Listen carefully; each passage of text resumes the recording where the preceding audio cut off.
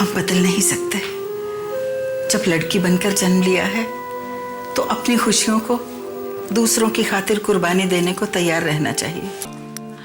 अरे विशाल, जीते रहो। कैसा है तू? मैं भी चाहती हूँ कि श्वेता जल्द से जल्द बहू बनकर हमारे घर आ जाए।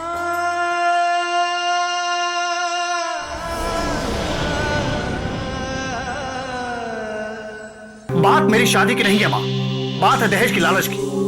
दहेज के लालच के चक्कर में पहले ही वीना के साथ ऐसा धोखा हो चुका है। अब मैं दोबारा ये नहीं होने दूंगा। पापा मेरे दहेज के पैसे से ही अलका की शादी करवाना चाहते हैं ना, तो ठीक है, मैं भी कुछ ऐसा कर जाऊंगा जो पापा की सोच को बदल कर रख देगा। देखिएगा आप। पर दिल में डर तो बना ही रहता है ना। बुरा हो इस बनारसी का जिसने हमें इस मुसीबत में डाल के रखा है। उसका बुरा तो होना ही है माँ।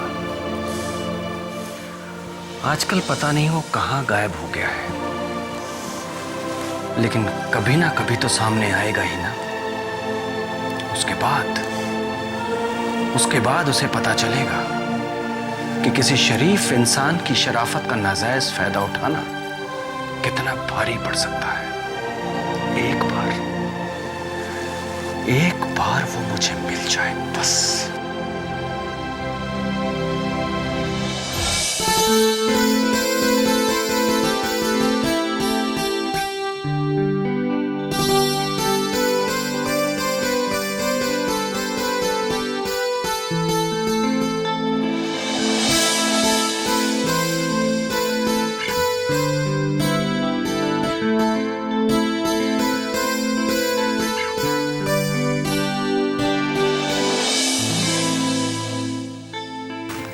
अभिनीत, मॉम, आप यहाँ? क्या हो रहा है? कुछ नहीं मॉम, बस यूं ही बैठा था। यूं ही? लेकिन जब मैं आई तब तो तुम इस कैमरे में पिक्चर्स देख रहे थे। वो मॉम, वो क्या है मॉम कि हाँ, जब वो लोग श्वेता को देखने आए थे ना, तब मैंने इसमें कुछ शूट किया था, बस वही देख रहा था। मुझे भी दिखाओ। आपको क्यों? क्यों क्या? मैं भी तो देखो मेरा दामाद कैसा लगता है। अब आपने तो विशाल को देखा ही है ना? देखा तो तुमने भी है। वो ठीक नहीं दिख रहा है। कौन? विशाल? नहीं, वो फोटो मॉम, फोटो सही नहीं आई है। मैं इसे ठीक करके आपको बाद में दिखा दूंगा। कमाल है, इतने बहाने। आखिर इसमें क्या राज छिपा है? मॉम, ऐसी कोई बात नहीं है। ओके बाबा, मैं तो मजाक कर रही थी। चलो, खाना लग गया, आके खा लो। आप चलिए मॉम, मैं अभी आता हूँ।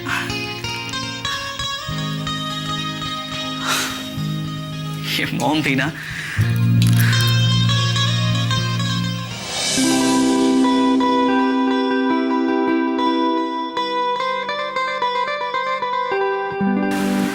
वंदना, तूने बुलाया था? सॉरी, आपको बहुत परेशान कर रही हूँ ना। अरे इसकी कोई जरूरत नहीं, बताओ क्या बात है। कहना तो बहुत कुछ है, लेकिन समझ में नहीं आ रहा कि शुरू कहाँ से करूँ। अरे कुछ तो बताओ, शायद मैं तुम्हारी मदद कर सकूं। आपकी मदद के बिना तो कुछ हो ही नहीं सकता।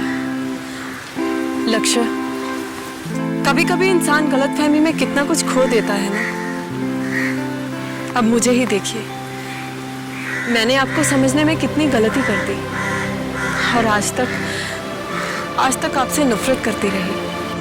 और अब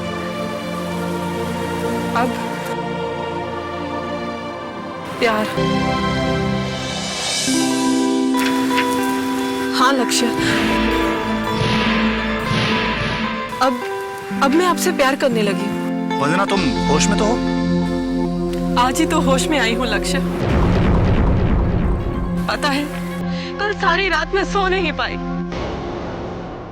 आपका चेहरा मेरी आंखों के सामने घूमता रहा, आपकी आवाज मेरे कानों में गूंजती रही। वंदना, जो तुम कर रही हो वो गलत है।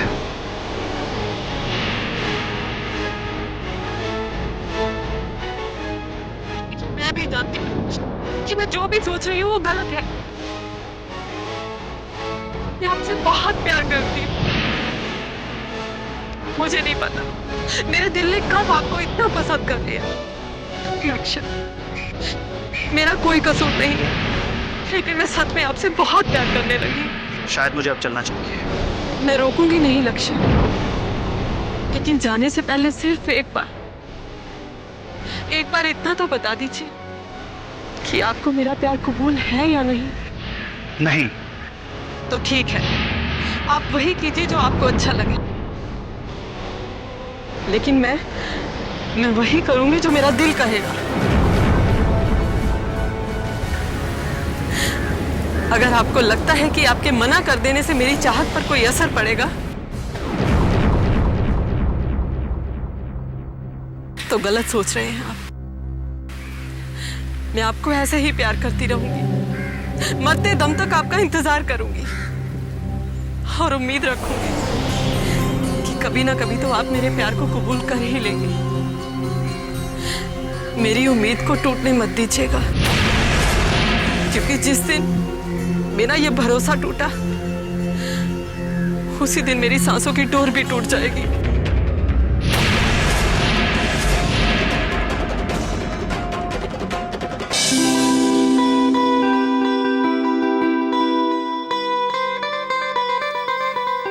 दीदी। अरे कृष्णा, तुम यहाँ? जी हाँ। क्यों? वैसे मुझे देख के हैरानी हुई ना? आपको क्या लगता है कि मैं यहाँ तक अकेला नहीं आ सकता? नहीं नहीं, ऐसी बात नहीं है, ये तेरा अपना ही घर है। पर तुझे पता कैसे चला कि मैं किचन में हूँ? एक्चुअली मुझे बाहर अंकल मिल गए थे, उन्होंने बताया कि आप किचन में हो। ओह, तो बाबूजी से मिल लिए हो तुम? जी हाँ। अच्छा किया। पर अचानक यहाँ? एक्चुअली कल घर पे लड़की वाले रोका करने आ रहे हैं, इसलिए मॉम ने आप सब लोगों को बुलाया। वैसे तो मम्मी फोन करने वाली थी, लेकिन मैंने सोचा कि मैं खुद ही जा आता हूँ, इसी बहाने घूम भी आऊंगा। बहुत अच्छा किया तूने। चल, अब आ गया है तो मुझे सबसे मिलाती हूँ। ओके चलिए। चल। भगवान का लाख लाख शुक्र है कि स्नेहा जी को उनका बेटा मिल गया। अब माँ, जो लोग अच्छे होते हैं उनके साथ अच्छा ही होता है। माँ जी, अरे आओ ना कृष्णा। माँ जी, ये कृष्णा है। अच्छा, तो ये है कृष्णा। बेटा, तुम्हारी उम्र कितनी लंबी है? अभी तुम्हारी बात कर रहे थे और तुम आ गए। कृष्णा, ये मम्मी जी हैं, ये तुम्हारी मोनिका दीदी, और ये तुम्हारे जीजा जी। नमस्ते जीजा जी। खुश रहो भाई। हमारे ससुराल में एक साले साहब की कमी थी, अब तुम्हारे आने से वो कमी भी पूरी हो गई और हमें साला भी मिल गया। विधाता का खेल भी कितना निराला होता है प्रकाश। वो कब, कहाँ, किसे मिलवा दे कुछ पता नहीं। अब स्नेहा जी का बरसों बिछड़ा हुआ बेटा उनको मिल गया। पहले कैसे वीना को मिला, फिर अपनी माँ को मिला, नहीं तो बिना घर, बिना परिवार, सड़कों पर भटकता फिरता। ये पल उसके लिए कितने दुखदाई होंगे।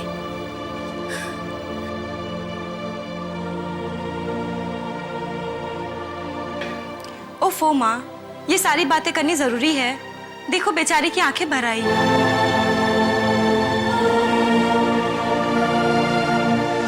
अरे मैं तो जज्बात में बहकर सब बोल गई। क्यों बेटा, अब क्यों रोते हो? अब तो तुम्हें अपनी माँ, अपना घर, सब कुछ मिल गया ना, मत रो। माँ, अब बीते वक्त की यादें तो बड़ों बड़ों को रुला देती हैं, और फिर ये तो अभी बच्चा है। अरे बेटा बैठो, खड़े क्यों हो? नहीं आंटी जी, मैं थोड़ा जल्दी में हूँ।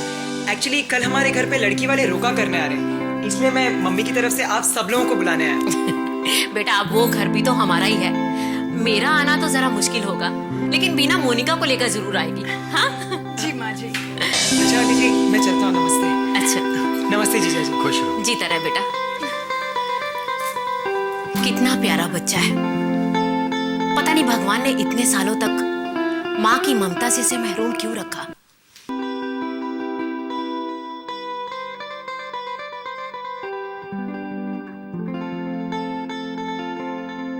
आप यहाँ? हाँ वंदना, मैं तुम्हारा इंतजार कर रहा था। इसका मतलब आप? मैं तुमसे कुछ पूछना चाहता हूँ। क्या तुम सचमुच मुझसे प्यार करती हो? कोई शक है क्या? नहीं, यही जानना चाहता हूँ मैं। क्या तुम मुझसे सचमुच प्यार करती हो? क्या मुझसे शादी करोगी तुम? हाँ शादी। क्यों? लेकिन ये कैसे हो सकता है लक्ष्य? क्यों नहीं हो सकता है? आप जानते हैं इस रिश्ते को कोई रजामंदी नहीं देगा। मुझे नहीं लगता कि हमें किसी की इजाजत की जरूरत है। लेकिन वो मेरी फैमिली नहीं। साफ साफ क्यों नहीं कहते कि तुम मुझसे मजाक कर रही थी? शायद पुरानी बातों का बदला लेना चाहती थी। क्या समझा तुम्हें और तुम क्या निकली?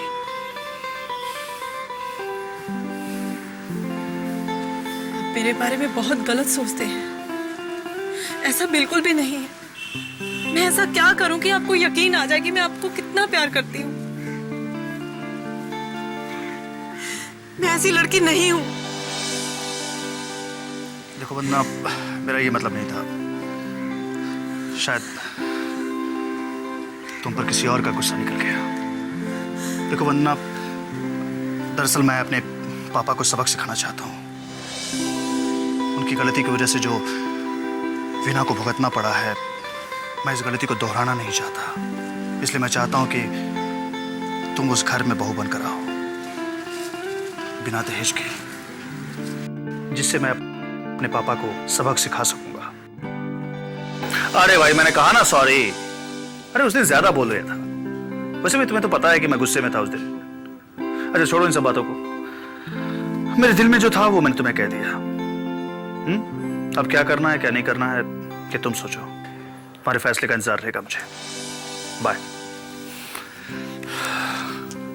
माँ, आप कब आई? तभी जब तुम अपने दिल की बात किसी से कह रहे थे। क्या चल रहा है ये सब? तब कुछ भी तो नहीं। लक्ष्य, मैंने तुम्हें जन्म दिया है, मुझे समझाने की कोशिश मत करो।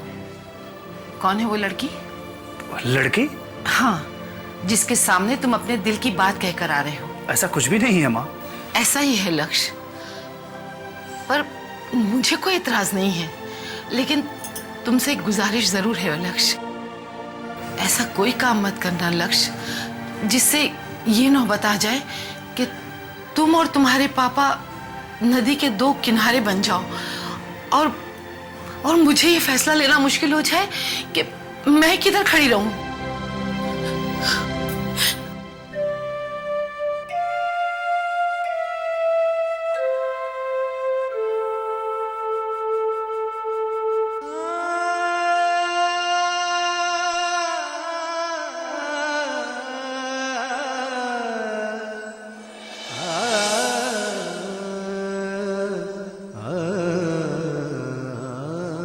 क्या करूं?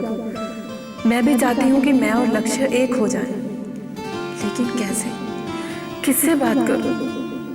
लाला जी से या फिर दीदी से? नहीं, मैं कहाँ से हिम्मत लाऊंगी ये बात करने की? जब लाला जी को पता चलेगा कि जिस लड़के की वजह से कभी घर की इज्जत जाते जाते बची, मैं उसी से प्यार कर बैठी, तो क्या बीतेगी उन पर?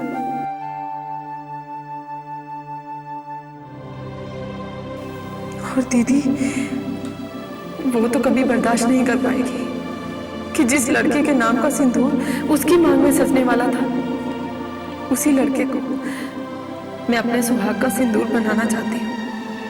क्या करूं?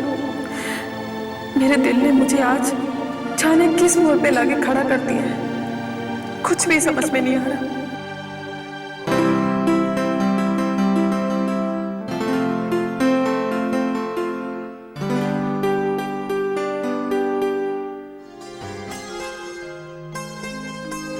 क्या सोच रहे हो विशाल? कुछ नहीं छोटी मौसी, कुछ नहीं।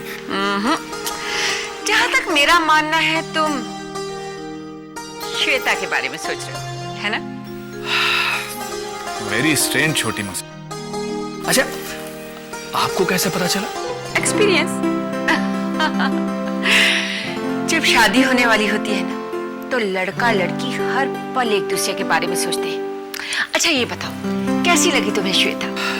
वेल, सच कहूं, बहुत अच्छी। मैं तो कहता हूं उसकी जितनी भी तारीफ की जाए उतनी कम है। ज्यादा तारीफ मत करो, वरना बीवियां सर पे बैठ जाती। छोटी मासी आप भी ना। मैं मजाक कर रही हूँ। मैं तो ईश्वर से यही प्रार्थना करती हूँ कि तुम दोनों की जिंदगी हमेशा खुशियों से भरी रहे। वैसे मैंने भी यही उम्मीद लगा रखी है, लेकिन डरता हूं कि कहीं ऐसा ना हुआ तो। ऐसा कैसे नहीं होगा? और किस बात का डर है तुम्हें? छोटी मासी, आपने शायद गौर नहीं किया, लेकिन मैंने उसकी आंखों में एक अजीब सी उदासी देखी। वो हम लोगों से कुछ कहना चाह रही थी, लेकिन किसी डर ने उसे दबा रखा था। तुम्हारी आंखें खराब हो गई और दिमाग भी।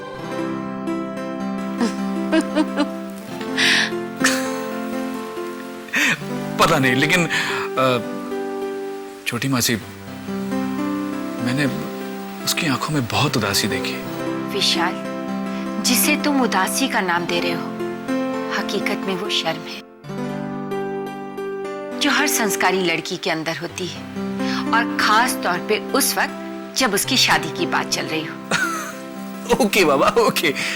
शायद आपका कहना सही है। शायद नहीं, सिर्फ मेरा सोचना ही सही है। विशाल, अब बेकार की बातें सोचना बंद कर दो, समझे? मैं अभी आती हूँ। जी।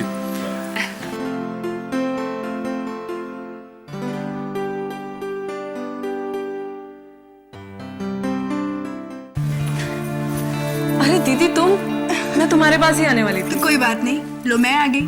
बताओ। बैठो। बताओ क्या बात है? नहीं, पहले तुम बताओ क्या बात है। वंदना, तुम तो जानती हो ना, स्नेहा जी ने शादी की सारी जिम्मेदारियां मुझ पे छोड़ी हैं, तो इसीलिए मैं पूछने आई थी कि तुम मेरी मदद करोगी? हाँ, क्यों नहीं। चलो अच्छा, अब मुझे थोड़ा आराम मिला। तुम बताओ क्या पूछना चाहती थी? दीदी, एक्चुअली दीदी एक उलझन है, या यूं कहो कि एक ऐसा सवाल है जिसका जवाब मेरे पास नहीं है। सवाल? कैसा सवाल? दीदी, एक्चुअली मेरी एक सहेली है जो उस लड़के से प्यार करती है जिससे पहले उसकी बहन की शादी होने वाली थी, लेकिन किसी वजह से वो शादी टूट गई। पर उस लड़के का कोई कसूर नहीं था। अब मेरी सहेली और वो लड़का एक दूसरे से बहुत प्यार करते हैं। आपको क्या लगता है, उन दोनों की शादी होनी चाहिए? वंदना, तुम्हें नहीं लगता कि तुम्हारी ये सहेली की कहानी हमारी जिंदगी से मिलती जुलती है?